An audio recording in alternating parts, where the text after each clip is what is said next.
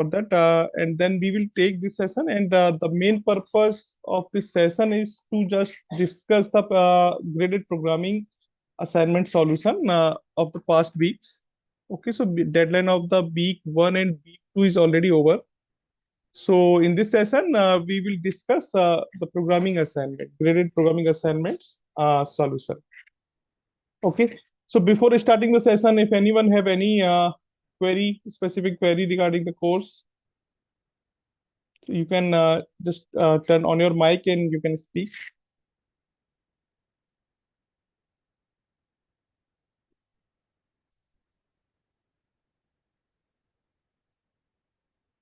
Or you can also write in chat.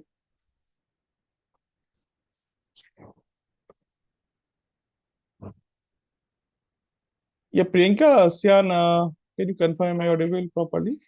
Yes, yeah, audible. Yes, sir. Okay. Thanks. Okay, if there is no query, then we can start the main contents of the session. So we will start from the week 1, and week 1 programming problem we will discuss. Then we will discuss the week 2 programming problems.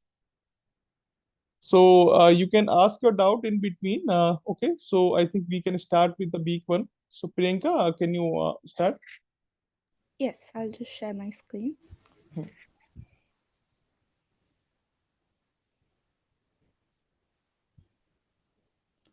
Is my tab visible? Yep. Okay, so this is the week 1 programming assignment 1.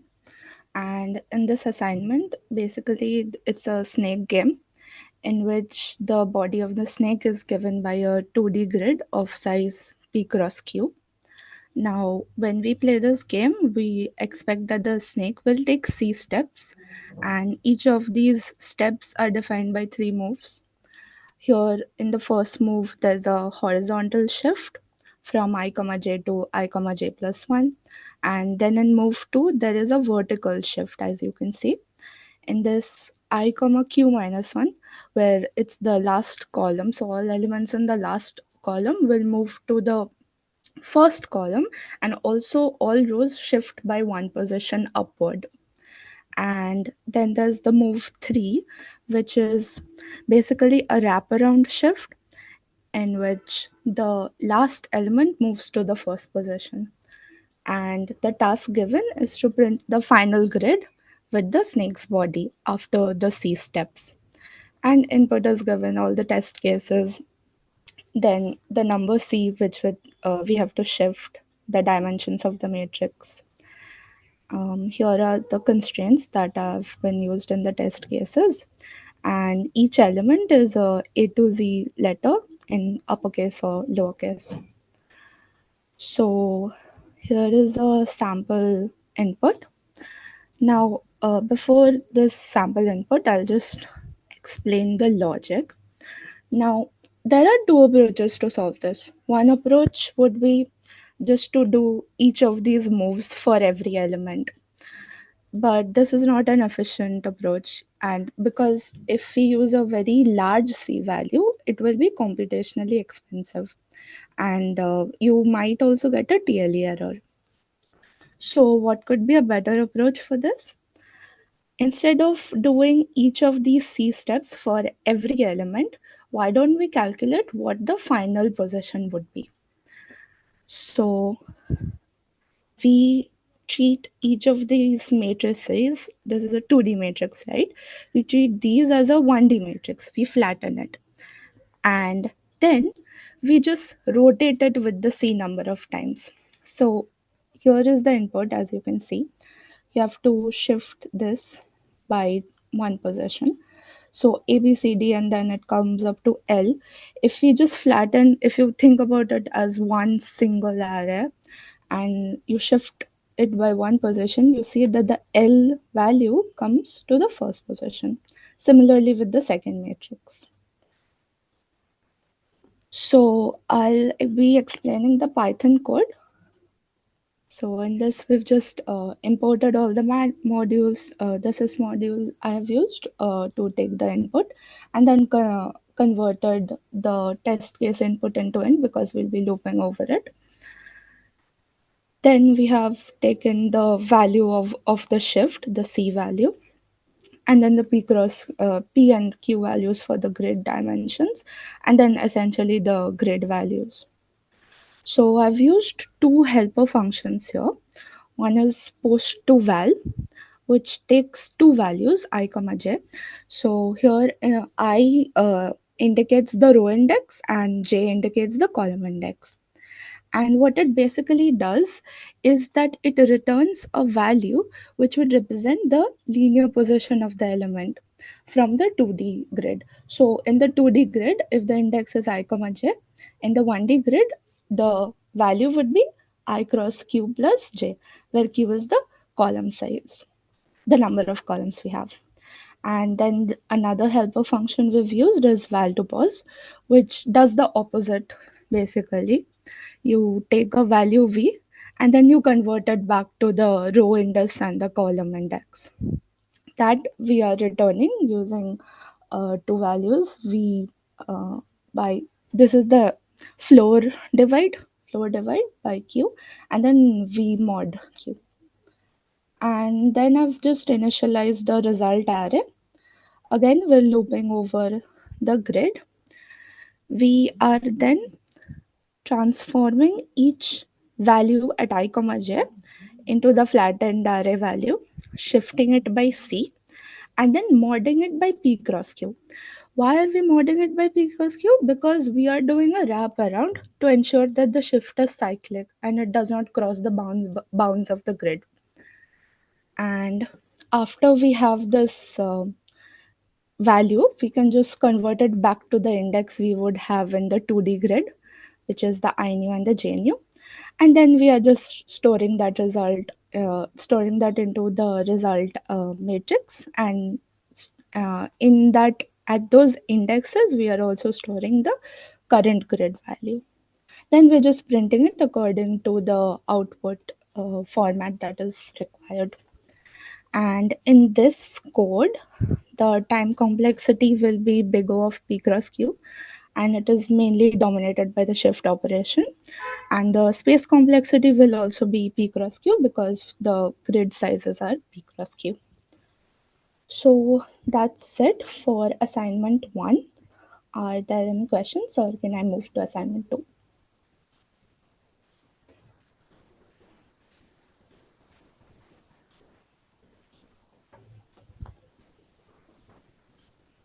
Okay, I'll be moving on to assignment 2 now.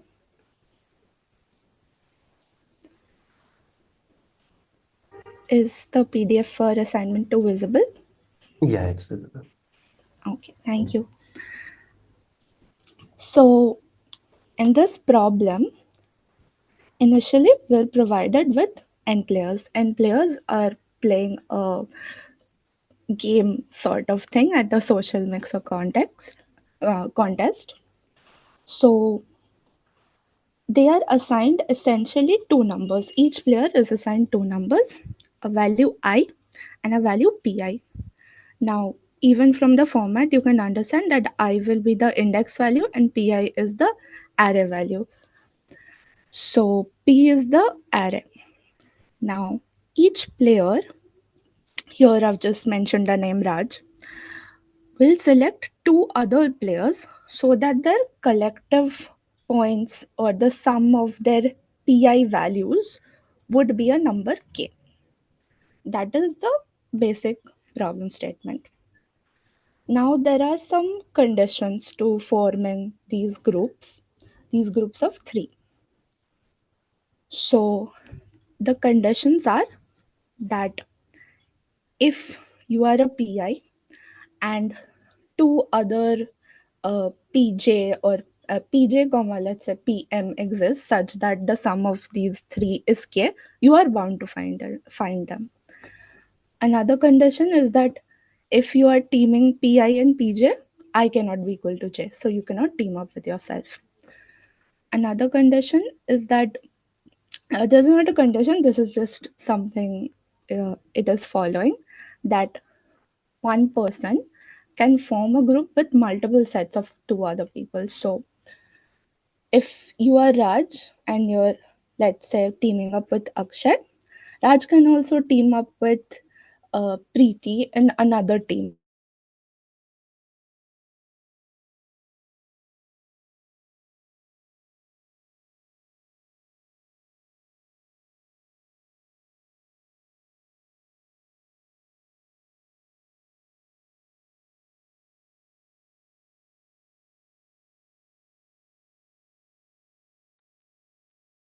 Hello. Uh, Siana, Priyanka is audible or not? No, I think she might be having network issues. Okay. Priyanka, you are not audible. Can you check?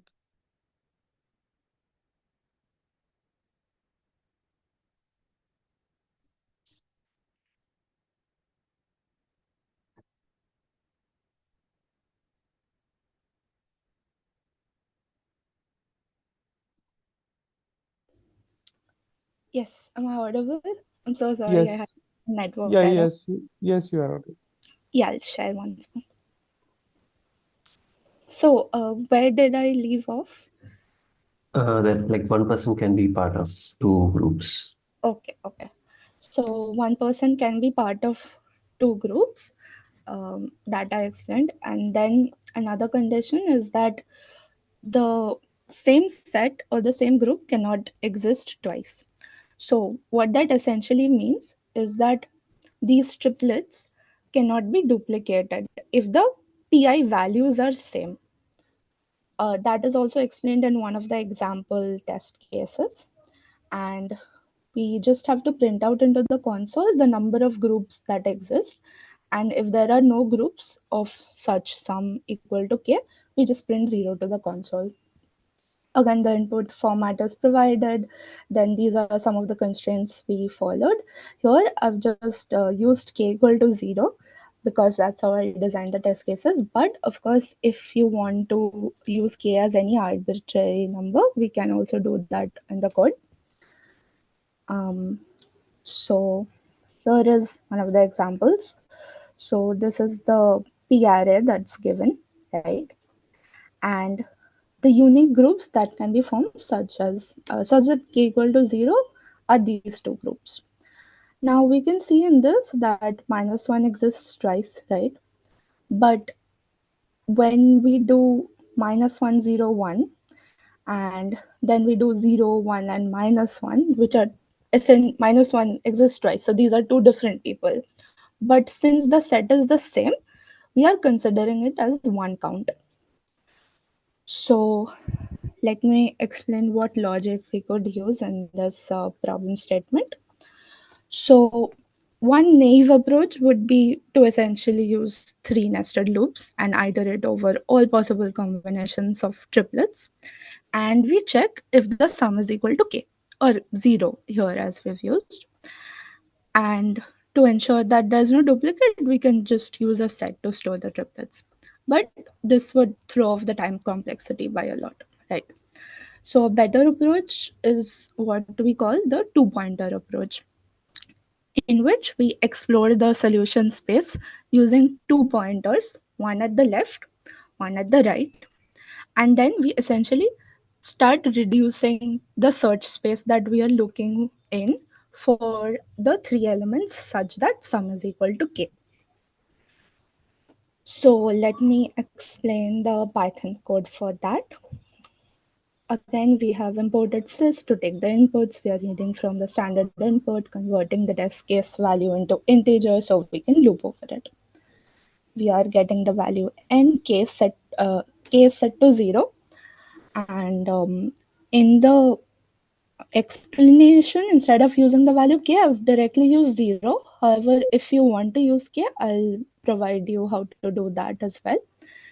Then we are taking the p array, we are taking the result, we are just initializing the result array. Then we are sorting the p array.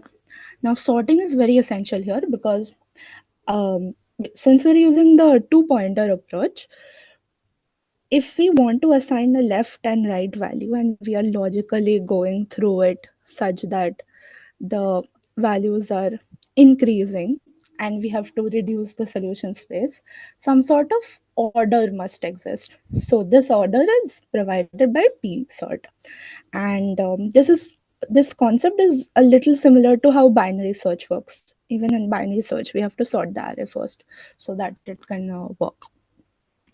And Python's inbuilt sort function uses timsort, and timsort has a time complexity of n log n. So then we iterate over this array. We are using enumerate to get the index as well as the array position.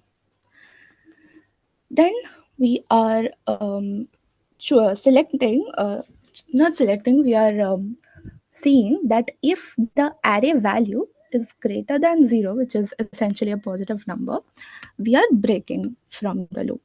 Why are we doing that?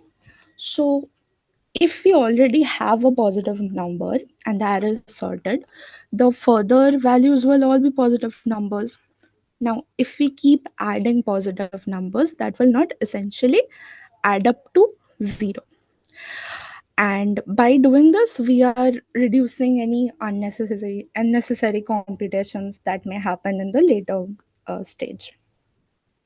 So then we are checking what the current index is. If the current index is greater than 0, and the value of the current index, the current value of the array is the same as the previous value, we are just continuing with the loop. Why are we doing that? We don't want to check with duplicate elements.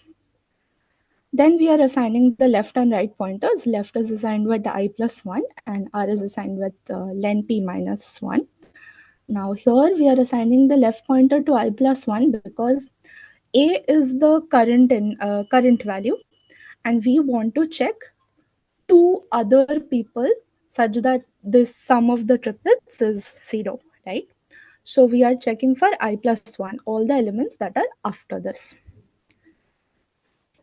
Now there's a loop which basically checks while L is less than R, because the moment L becomes equal to R or greater than R, there's no point in checking the loop because it has gone out of bounds.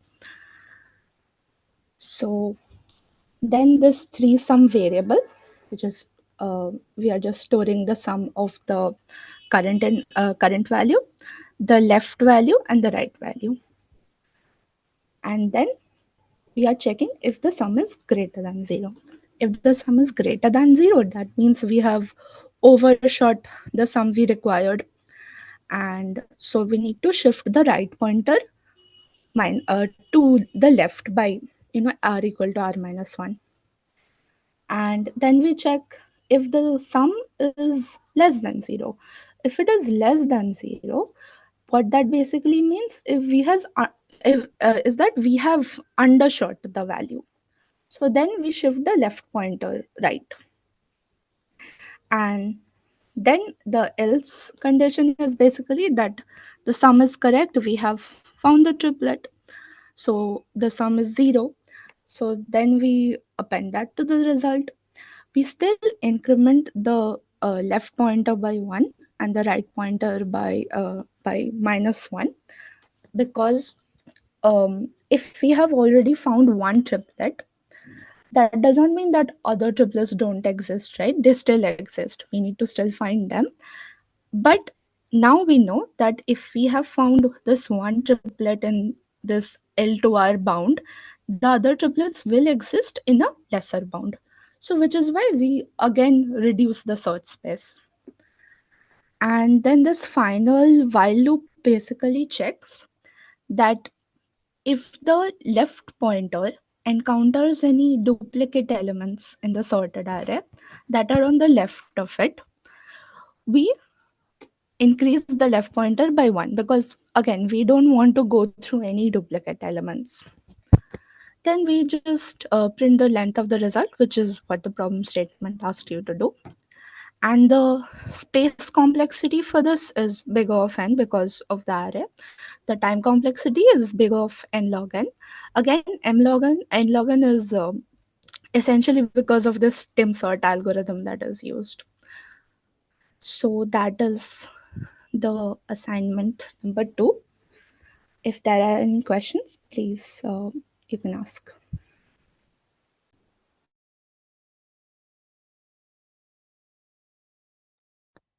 Okay, so if anyone have any question, so you can ask, you can turn on your mic, and you can also write in chat in week one problems, programming problems.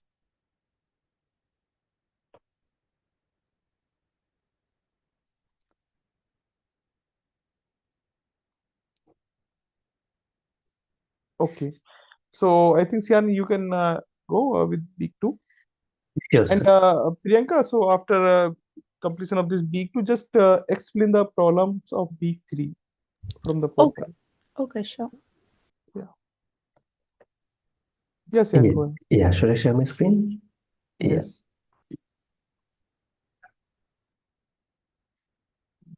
yeah. So is my screen visible now?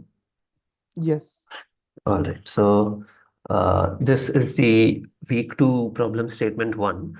So here the question is basically that basically there's a guy and there's a girl who have gone to a place and they basically lost each other. So now Jack has to find Jill. So the question basically boils down to the fact that there is a n cross m ground or a matrix. So let me just open a scratchpad here. So there's a n cross m matrix, and each people's basically uniquely identifying element is the number of hairs on their head. So basically, let's say that there's a matrix like this. And for sake of demonstration, let's say there are like the numbers 1, 2, 3, 4, 8, 9, 20, 24, 30, 32, 44, 57. So one constraint which we know is that the people are for like filling up the queue like this from left to right and top to bottom. And once one queue is filled, the next people go into the next one. So here it's told that in each queue, it is sorted in the increasing order. So this is sorted in increasing order. So as you can see, 1, 2, 3, 4. But also it's told that the next queue's first number will be greater than the like previous queue's last number. So this will basically say that 4 is less than 8. And similarly, 24 is less than 30. All right. So now here what is asked is we have to basically find out the index where the like the number we want to search is present. So this is basically a searching question. So here we have been given the number j which we want to find. So let's say the j here is 24. So we want to find this number. We want to find if this is present in this matrix or not. So one way to find if something is present or not is we can simply just go over all the elements and see if it's equal, right? So we can first check this, then we can check this, then we can check this. Like this, we can keep on going. But if we do this, then obviously because we have n rows and m columns, so this will be a time complexity of n cross m. But this will be too big for a few of the test cases. So as it's also told, they're kind of in a hurry. So they need to do it as soon as possible. So one thing you have to notice here is that because in each queue, the first element is greater than the previous queue's last element, you can basically think of it as one linear array, right? So you can think of this as 1, 2, 3, 4, and then 8, 9, 20, 24, and then 30, 32, 44, and 57. So basically, we can list out the elements of the matrix in the row major order. So each row we list out left to right, and then the next row left to right. And this will also be in a sorted order because each row is in sorted order, and every row's first element is greater than previous row's last element. So now if we already have a sorted array and we just need to find an element in that. So there we know the algorithm which we can use to do that in an efficient manner, that is binary search. So the question boils down to us using binary search so that we can find the element. So let's say we want to find 24. So we find, let's say, the middle element. So maybe this is 1, 2, 3, 4, 12. So maybe the sixth element. We take this and then we see whether this element is greater or smaller. So we see this is smaller. So we know all the numbers to the left of it will also be smaller than the search element. So we can directly eliminate all those from our searching. So then we see the rest of the array and we see the middle element, and we see now that this is greater than what we want to search, which is 24. So we also know that any number to the right of it in the array will also be greater than this number. So then we are just left with a very small thing to search, and let's say we are picking up this as the middle element and we see this is smaller. So then obviously just 1 is there, and then we see that 24 is present. And if by doing this the array is finished but we did not find the element, then we know that the element is not there. So this is the basic binary search algorithm. So the only thing which we have to do here is we have to convert the matrix in a n cross m format into a linear one. So what will happen is, because we have m columns here, so we can basically write the index as m times the row. So let's say we are in the ith row, so this will be the I new. So if we are in the ith row, so this will be m times I old plus, yeah. So this will be the index times the number of elements we have in each column plus what is the index in the, so this will be I and this will be j, so plus j. So we use this to get the index to this way, and similarly to go back into the I and j notation, we can use the I by m and I mod m, as we saw in the week 1 problem 1. So let me go over the solution for this now. So the input, I am sure you've already read this one. So the input is basically, first we have the test cases. So we have multiple test cases in each run. And then we have the n and m and j. So these are the number of rows and columns, and j is the number we want to search for. And in the constraints, we are also told that each number is unique. So this is basically what ensures us we can directly do a binary search in this. And another thing which we have to keep in mind is the last two constraints, that j and elements of each array, they can be as big as 10 to the power of 15. So we have to use some data structure that is able to hold such a big number. So if you're using C, C++ or Java, make sure you're using long for that. If you're using Python, then you don't have to worry about that. Okay, and so this T, N, and M's constraint, because it goes to 10 to the power of 3 each. So this ensures that we cannot use a linear approach. So if you're using N cross M, a time complexity, and we are doing it for all the test cases, then this will take approximately 10 to the power of 9 operations, which will not be able to be done in 1 second. So we have to use the logarithmic binary search approach. So the approach for this one is pretty simple. So the first part is just a function which does binary search on a linear array. So hopefully all of you already know how to do this. So we just take one list and we take a number which we want to find in that list, and we initialize the left to 0 and right to the last index of that list. And we iterate as long as left is lesser than or equal to right. And we take the middle element. So we take so we take the left plus right by 2 to get the middle element. Then we see if it is exactly the same as what we want to find, then we return that index. Otherwise, we reduce the search space. So if it's greater, then we reduce from the right, and if it's smaller, we reduce from the left. And in the end, if we were not able to find after doing all this, we return -1, denoting that that element is not present in this list, sorted list. Okay, so for the actual problem, what we do is first we take an input of t, which is the number of test cases. And then we have to do the same thing for that many test cases. So we just simply run a loop. We run a for loop for that many times. So for each test case, what we do is we take an input of n, and j. So these are the inputs that are given to us in the first line of each test case. And then we basically take input in an array. So although the input is given to us in a 2-dimensional format, what we can do is we can directly store the input in a 1-dimensional matrix, 1-dimensional array. So we just run the for loop for n cross m time. So here I have done just n time because I'm just reading each line directly in Python. If you're doing it in C++, you will basically run the loop n cross m time.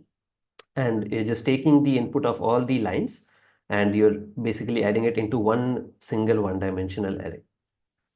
So once the array is loaded, then there is nothing else you have to do. You just basically get the index using the binary search method that we declared earlier.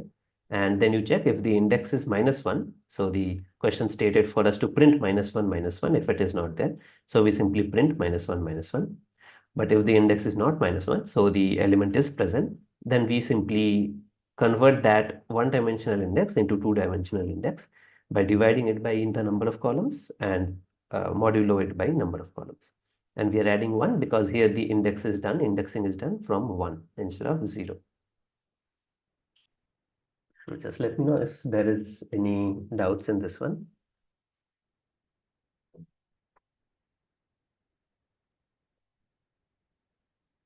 So if you're doing it in, let's say, C++, you will take the input like with n cross m, and you'll just take input one by one and just store it in the array. So the approach is same. So in C++, you will do it like this. Hello, Yeah, go ahead. sir. I want to know which language is better in competitive programming, sir. Either Python or C++, sir. I have listened many of people. They are saying Python is a time complexity. They have Python has more time complexity as compared to C++, Yeah, and the yeah, so in the placement C++. complexity will be the same. Time complexity is a theoretical thing. It will be the same for all the languages. But yes, Python will take, in absolute terms, it will take more time to run the same code of the same time complexity than C++. But there are also other implementations of Python. So for most competitive programming portals, they will let you run, instead of the normal C Python, they will let you run things in the PyPy. So there are other versions of Python also which can run Python in a fast way. So if you are just starting out and don't know any language, and you basically don't know any language at all, you can start with Python. So that will not be a hindrance. So for the first step, you have to actually learn how to solve the questions, right? So getting the time complexity, because almost all portals now will accommodate Python also. So if a Python takes, let's say, 1.5 seconds instead of 1 second, so they will let that program run for a little longer. So that is not a problem. But if you already know any of the other languages like C++, then stick with that. Okay, and sir, I am facing too much problem in logic building. I am doing the question, but I can't make the logic. So how can I solve my issue? Yeah, I think that will, Problem solving. yeah, that will depend solely on practice, right? So as like more and more you practice, the more and more your problem solving skills will increase. So one thing you can try is, if you are unable to solve, don't just see the solution directly. Just try it maybe the next day, or maybe if you're still not able, open the solution and just read the first few lines and then stop and then try to think again. So that will flex your basically this like problem solving skills a little bit. So if you're doing it over and over every day, it will slowly improve your problem solving skills. Okay, sir. Thank you. Yeah. All right. So any other doubts in this one, problem 1? Otherwise, let's move to the next one. All right. So the next one is, yeah. Uh, is anyone, I think, right? Okay. 1 second. Okay, yeah. So this is problem 2, but I think the numbering is wrong here. Yeah. So in the problem 2, the question is basically you have two lists, right? So you have, let me open this again. Yeah, so you have one list of size n, which is big, and you have another list of size m, which is small. And so this is list A, this is list B, and you have another list of size C, which is also of size M. And what you're told is basically that, so this is basically the bonds details. So these are the bonds or investment opportunities you have. So these are the like maximum amount of money you can spend on each bond. So let's say 20 and then 30 and then 40. And these are the number of people they will take. So each bond will take. So the first bond might be taking 2 people, this one might be taking 1 people, and this one might be taking a total of 2 people. And these are the investors you have for your firm. So you are, I think, hedge manager or hedge fund manager in a firm. So these are the number of people you have. And what is ensured in the question is the number of total slots is equal to the number of people you have. So let's say you have, so 1, 2, 3, 4, 5. So let's say you have 5 people. And these are the amount of money they're willing to spend. So let's say this is exactly the amount of money, the maximum amount of money they're willing to spend. So now you're told that you have to basically match each person with a bond so that the amount you could have made as profit is minimized, is maximized, right? So these two lists can be in any order. So what is the first thing you have to do is you have to understand that if you want to basically maximize the profit or minimize the loss you could have had, so first you have to have another list of the bonds of the same size. So here, because it's told that the sum of the numbers in the C array is equal to, so sum of C is equal to n. So we know this B array, like the number of bonds is equal to the number of people. So we can simply expand this array by all the elements which are present. So because 20 is present 2 times, I can simply create, let's say, a D array, which has 20 in it 2 times. Similarly, I can put 31 times and 40 2 times. Right, so now I have 2 arrays of the same length. So this is also of length n, and this is also of length n. So if I want to now minimize the difference between 2 arrays, then the algorithm to do that is basically we have to sort both the arrays, and then each index we have to pair it directly. So let's say we have 2 arrays like 5, 2, 1, 3 and 7, 4, 2, 8. So if I want to make a 1:1 pairing of each element in this array to this array so that the difference between them is minimized. So what we have to do is first we have to put them in order. So this will become 1, 2, 3, 5. And this will become 2, 4, 7, 8. So yeah. So because we have sorted both the arrays in ascending order now, so each element's corresponding element will be the best choice we can have if we want to minimize the difference between those two. So that is almost entirely the logic for this question. Afterwards, you just have to calculate 2 things, right? So in this, you're supposed to give the output of 2 things. One is the total amount of money invested through your firm.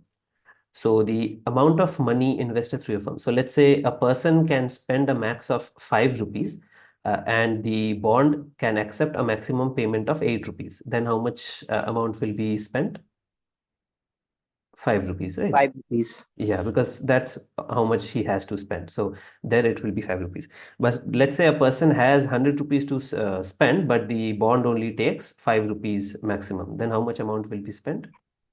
5 rupees. Yeah, right. So we basically take what is the minimum of the two. So for each corresponding element, we will take what is the minimum. So that is how we will get the total amount invested for each pair. And if we just sum them, we will get the total of that. Second thing which we need to print is the minimum possible loss due to the opportunity cost. So basically, let's say this person wants to spend only maximum of 1 rupees, but this bond can take maximum of 2 rupees. So if let's say you had a better customer who was willing to spend 2 rupees, then you would have had a traffic of 2 rupees, right? But now you just have a traffic of 1 rupees. So here, what is the amount that you lost, or basically you could have gained? 1 rupees lost. Yeah, right. So 2 minus 1. And similarly here, so all of these are in the same order. So let's say now a person is willing to spend 100 rupees, but the bond is only willing to take, let's say, 7 rupees. So bond will take only 7 rupees, but the person is willing to spend 93 lost हो जाएंगे. Yeah, right. So here you will do 100 minus 7. So basically you take the difference of the two and you take the absolute value. That is the amount which is lost due to like potential. So let me go over the code for this one. So the code for this one is pretty simple. So what you do is first you take the inputs of A, B, and C. So these are the inputs which are given to us directly. So A is the amount of money each person is willing to spend. B is the bond detail, so amount of money each bond is willing to take, and C is the number of slots open for that bond. So now, as we discussed, we have to, because B and C are M-sized matrices as arrays, whereas A is N-sized array. So we will basically just expand this. So because we know the sum of all the elements of C is N, so we can just take all the elements like this, and we can just duplicate it. So if we have 2 in the first index in C, we add 2 elements of the first of B in the D. So we add 22 times, because there is 1 in the second index, so we add 31s, and because there is 2 here again, we add 42 times. So that is what we are doing in this line. So if this is confusing, you can look at the C implementation also. This is basically a nested loop, right? So you run over that many times, and then you add that to the index, to the array. So once you have the 4 arrays, all you really need is the array A and the array D. So then you sort both of them. So as we saw, the way to minimize the difference between corresponding elements is by sorting both of them. So once we have sorted both of them, then we simply go over all the pairing that we have done. What is chain here? So chain is a function in the Python library iter tools. So we can use chain to basically chain and repeat we can use to do the duplication, right? So as you can see in the C++ code, we can do it in a nested loop. So we can run a loop from 1 to m, and then for each element, we can run a loop from 0 to that number, and we can just add to the array, right? So we can keep on pushing. So similarly, we can do the same logic in Python also, or we can also use this one-liner, which will do the same thing. So repeat will repeat bi ci times, and that I can basically, so this is an iterable, so I can change that iterable into a list using the chain. Okay. Yeah, so this logic is not that important for the code. So you can also do it as using a nested loop like this. So both of them will work equally. So they'll do the same thing. So once you have sorted both of them, what you need to do is basically go over each of those. So as we discussed here, so we go over each pairing that we have. And first we need to find out what is the minimum of the two. So the minimum of the two is the actual amount that will be transacted between the two parties. And the another thing is the absolute difference between the two. So this is the amount that is basically lost. Lost. Yeah. Yes. And if you add both of the twos in separate variables, then you can finally print that. So if you print that as a space separated values, that is what is required. So let's say you add that in x and y two variables, you can count that out with a space in between. So that is what you need to do for this week 2 problem 2 question. So is there any doubts in this? Nope. All right. Anyone else? Any doubts?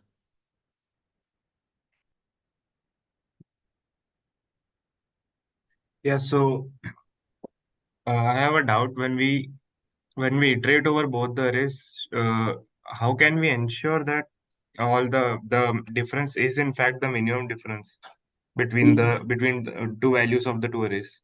Yeah, right. So this is a logical thing. So this is not something you have to ensure yourself, because let's say we have the array like this, right? So 5 2 1 3 and 7 4 2 8. So you can say I can pair 5 with any of these, and similarly I can pair 2 with any of these. But what will happen is if you, let's say, pair 5 with the closest thing, which is 4, this will minimize the cost between 5 and 4, but then the other, so we cannot pair one item with multiple, right? So now the difference between the others will be increased. So one way so that we always guarantee that the total difference will be the least is by sorting both of them in the same order. So either you sort both of them in descending order, or you sort both of them in the Okay, I ascending got order. it. Thank you. Yeah. So if both of them are sorted, Sir, then yeah, go ahead. sir, can you teach about the how the total amount of money is invested? The logic I didn't understand. Sir. The last one, right? No, total amount of money being invested. Okay, yeah. So Yeah, let's no. say there are two people, right? So this is one person, like a person who is willing to spend money, and this is the bond which is willing to take money.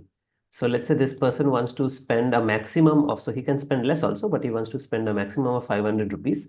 but the bond is of like maximum amount of 300 rupees. So how much money will this person spend on this bond? 300 rupees. Yes, right, because this is limiting him. So he wants to spend 500, but he will spend only 300. So here it is spending 300. Now imagine it was opposite. So the person only has 300 rupees in his bank, but the bond can take a maximum amount of 500. So then how much amount will this person spend on this bond? So the person only can spend 300 rupees. Yes. So because if this is the ideal linking, then the person can still only spend 300 rupees, right? So in this case also, it will be 300. So if we have two values, one is the amount person wants to spend and the other is the amount, which is the maximum that the bond can take. So the transaction done will always be the minimum of the two, right? Because that is the limiting factor. So even if you want to spend more, but they will not willing to take more, then you will be limited by that.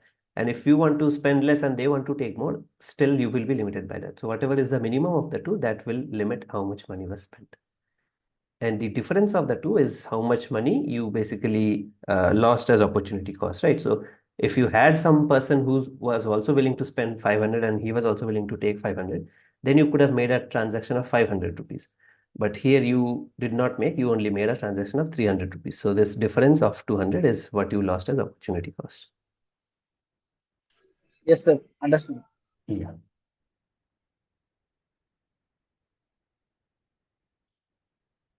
All right. Yeah. So, anyone else, any doubt in these? So usually for sorting, you can use the, so if you're in Python, you can use the list.sort, or if you're in C++, you can use the sort from the bits stdc++ or the algorithms header. So you can include that, and that will directly do a efficient n log n order sorting. So you don't have to worry about the time complexity of that. If you're in C, you will have to implement your own sort algorithm. So you can use merge sort or quick sort for that. And in Java also you have inbuilt sorting. So you can use collections.sort for that. Yeah, got it. All right. Yes, I think that's it. Let me stop sharing. Yeah. Okay. So Yeah. I'll just Mhm. go through the week 3 questions now. Yes. So if anyone have any doubt to understand the big three problems, so you can ask your doubts. Okay. So in the week 3 programming assignment 1, basically there's a array of islands. Now the array is starting from I1 to IN. So n is the size of the array. Initially, it is said that you are on I1, which is the first island. And for each of these array values, a non-negative number AI is provided. So A1 up to AN is provided as another array. Now, these values, AI, basically denotes the maximum number of islands or array values you can navigate across or jump to. So, if let's say for I1, the value 1 is given, you can go to I2. If the value 2 is given, you can either jump for a value of 1, you can go from I1 to I2, or you can go from I1 to I3 because the maximum value is 2.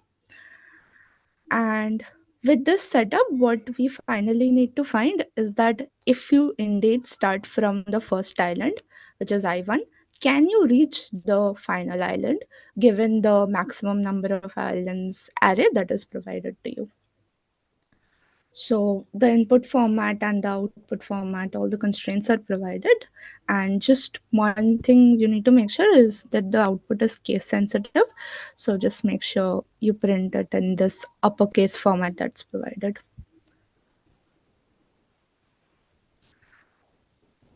Are there any doubts for this? Or can I move to the second assignment question?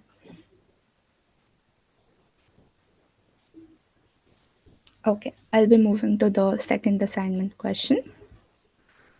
So this is week 3 programming assignment 2. In this, it's said that image format is provided to you. Now that's provided in the form of a 1D array. Now, in this 1D array, each of these values represent a pixel value or the intensity of the pixel. So the array P is provided to you. Now, the task is to find the brightest region in this array. Now, bright here means consecutive values of intensity such that the sum of these consecutive values is the highest among all the sums of consecutive values that can exist in this array. So that is basically what the problem statement is. And again, for each test case, the number of pixels is provided, the array P is provided to you. And in this, just one thing I have done is that usually pixel intensities are not negative. However, for this problem, I have also chosen negative values. So as you can see, I values can be minus 10 power 4 to up to 10 power 4. And for each test case, what you have to basically do is print what the brightest region or the consecutive set of values would be such that the sum is the highest out of all such Long which combinations. sum, if I'm not wrong. Yeah. Yeah, Maximum sum we have to find now in this. yeah. Not the array with the maximum sum. Yeah, Yes. yeah, yeah. Yeah. So just make sure when you're printing that the consecutive values are such that it was in the initial array. Other than that, there's no other quirks in this.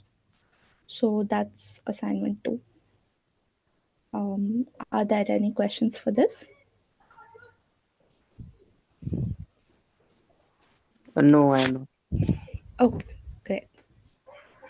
So I'll just stop sharing now. Okay, thanks, Priyanka. Thanks, yeah.